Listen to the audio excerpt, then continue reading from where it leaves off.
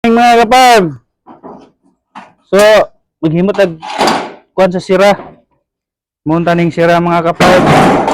taklob sa sira kulurop akong gigamit pero tips ko ani mga kapag ako'y tips sa mga panday para tupong gyapon sila dire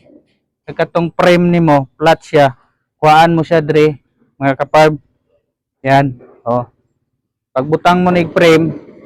wala na tapan na ni siya musulod na ni siya mga kapag so pa na gurot na sa sa tunga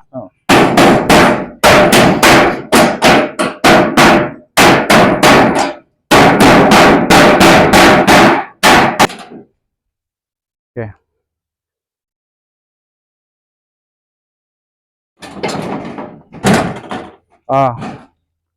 Di plain na siya mga kapag so dili na siya bugdo dili na siya bukol wala na siya bukol baliyon ta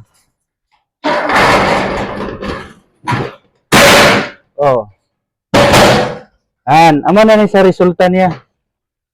amo na maghimog pertahan para flat siya tanan kanto-kanto para